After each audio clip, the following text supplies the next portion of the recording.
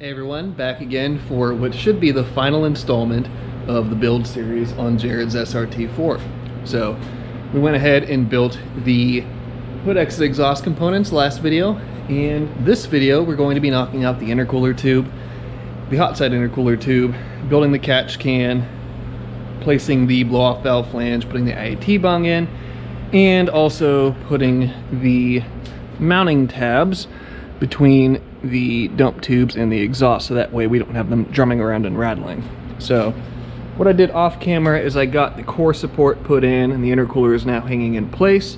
So we have that ready to go, and that is all in its home and finalized. So we have catch can materials, intercooler tube materials, and then blow off valve flange and IAT bung. Those two are going to go on this cold side intercooler tube that is down in here, and that's what we'll start the video with.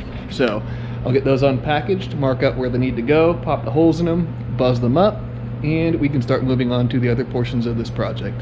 I didn't film it because it isn't super exciting, just popping a couple of holes and making a couple of quick welds, but we have the blow-off valve and the IAT bung now on the cold side intercooler tube there. So that tube's done, and now it'll be time to move on to the hot side tube. So what we're going to do is come out with a tight radius 90 here, snake around, and get down here. We will go through this gap right here between the mid plate and the oil pan, go back through that channel, and come out on the back side going into the compressor outlet. So I'll go ahead and take his old intercooler tube, which has a tight radius 90, all prepped and ready to go. I will cut it on this weld here, or right around that weld, and reuse that portion. The rest of it will be all the brand new tubing, and we'll get this hot side tube knocked out.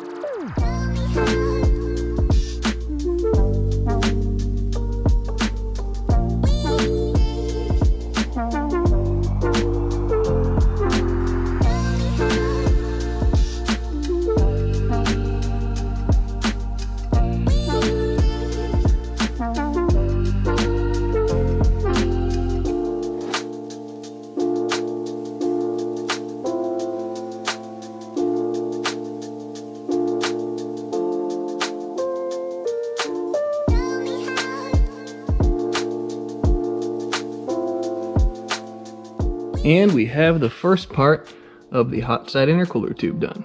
So fits exactly how I wanted it to. Have nice clearance to the transmission here. And if we go underneath, it shoots right down the center of that channel there between the mid plate and the oil pan, like I said before. So I went ahead and I put the coupler on the compressor outlet, and now I can go ahead and start building the second piece of the hot side tube.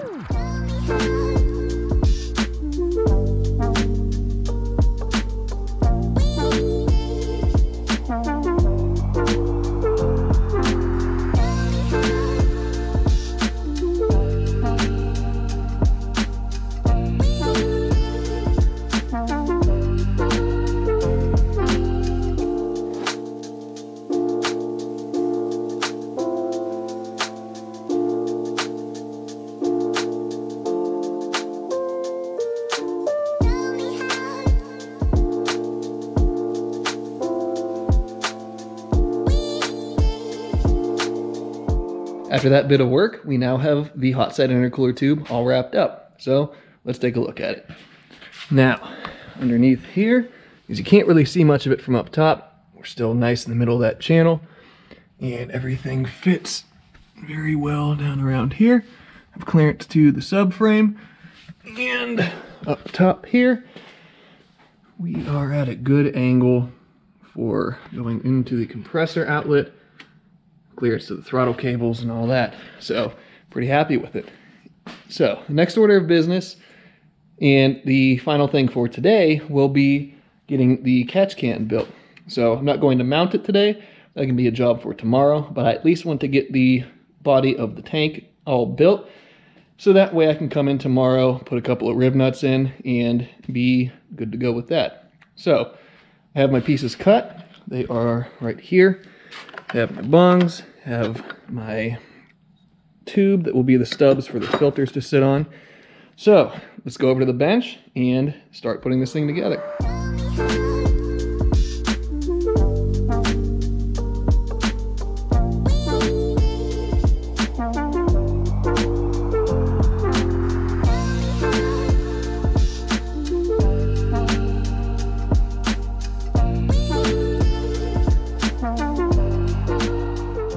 And we have the catch can mostly fabbed up now, just needs the top put on it. But I figured before I did that, I would show you guys the baffle system inside of it. So we have 1 and 2 baffles. The first one is for anything that's coming out of the breather fittings. It will push straight in. And this baffle here works to push that blow-by down towards the bottom of the tank. The second baffle here is to keep the filters from being directly in the line of where the blow-by is coming from, and to prevent, to some degree, because I mean you could still fill this tank up, but this is to prevent the blow-by from directly coming out of the vents and getting oil all over the engine bay and potentially under the tires or somewhere where you don't want it to be. So all that said and done, I'll go ahead and put the 2 holes in the top piece that will serve as the holes for the filter stubs to go onto. And once that is done, I can put this on top of here, tack it, and zap all this together. So let's get after it.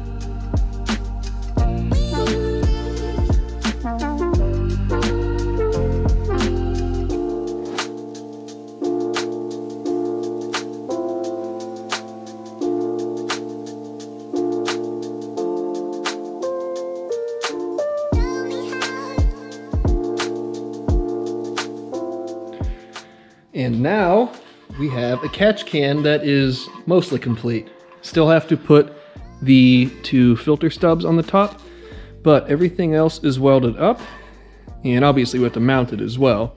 And all the outside corner joints came out nice. Welds around the bungs came out nice, and obviously still have to put the filter stubs on, but so far great success. So this will mount somewhere, let me get a handle on it. It will mount, oh, we have a friend. Hello. But anyways, this will mount somewhere right in here, like that. And what I'll end up doing is a couple of these little plugs here, I'll drill them out, probably mount it via 3 locations, but I'll put rivnets in there and obviously build tabs for the catch can, but then that will be mounted and all will be well there. So that will be something that we do probably tomorrow. It's late here, I'm getting out of here, and we will reconvene then.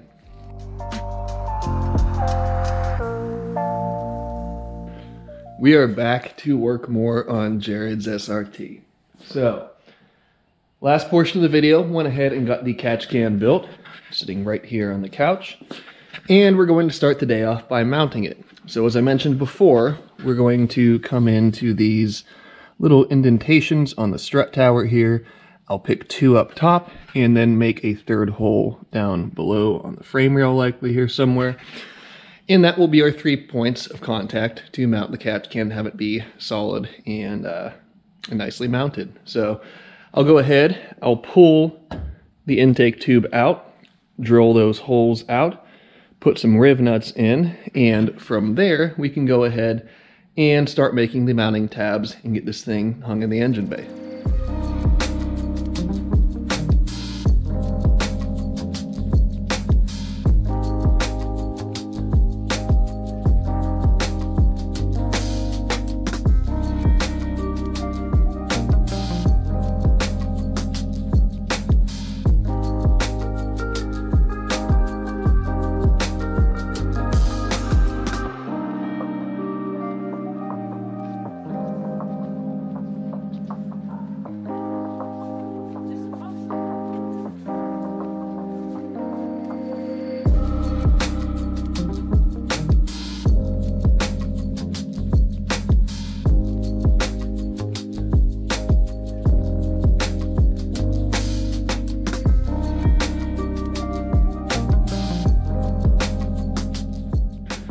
And after that work, we now have a catch can mounted in Jared's SRT. So, like you guys saw before, we have 3 inlet fittings here. There is 1 outlet fitting or drain fitting on the bottom side. Have 2 filters, obviously a logo tab, and then 3 mounts. So you can take this and literally move the car back and forth by the catch can. So that is mounted solid and all is well there. And obviously we have clearance to brake master and clutch master and all that stuff back there. So next on the agenda, we'll be putting the mount tabs on the exhaust here. So since these are so long, I want to tie them into the exhaust, the dump tubes that is, so that way as vibrations come through the engine with the exhaust going through it, we don't have these vibrating around and causing obviously a noise or having them break the hood or something. So going to figure out how to tie all this together, which I think I have an idea of how to do it, and keep on going from there. Jared's going ahead and fitting up some of the front end on this thing and marking out where a little bit of the fiberglass needs to be trimmed around the intercooler. But man, that thing looks absolutely wild. And you can also see that the hood's up there in preparation to begin trimming for the hood exit exhaust tubes. Now, I went ahead and I made these little tab assemblies that these will tie the dump tubes together. Or one will tie the dump tubes together, and then the other one will tie the tied together dump tubes to the exhaust. So that way nothing can rattle around, nothing can move, and we can prevent those tubes from causing damage to the hood or the windshield. So I'll go ahead and fit these up to where they need to go on the exhaust parts, tack them on, weld them up, and then that will be another thing done on this project. And now we have our little tab assemblies holding everything together. So hopefully that will prevent it from moving around too much and causing any undue damage. But the next order of business will be to make the hood fit around these tubes. So I guess we'll get to cutting. All right, after we did some off-camera work on Jared's car, we have the exhausts all trimmed, we have the hood cut, and let's take a look at it. So that's how the exhaust tubes ended up. And see this little dip right here? That's due to the contour of the hood. So let me pull the handy hood prop out of the way. And that's how we sit now. So the gaps in the hole will be filled up with a trim ring that is going to go around here to kind of class up the hole a little bit more. So it should look pretty cool, pretty nice. We have intercooler on, obviously. And look under the hood again, see our nice, just about finished product. So that should be about a wrap for this project. So really happy with how it came out, and Jared's going to make some killer quarter-mile passes with this thing. So try to get some updates later on about what he's been doing with it. But that's going to be about the end of this video. Probably a little bit jumbled, as was just trying to get this project done and get it out of here so he can get the rest of it done on his end. But as always, until next time, be sure to subscribe, leave a like, leave a comment, and we'll see you then.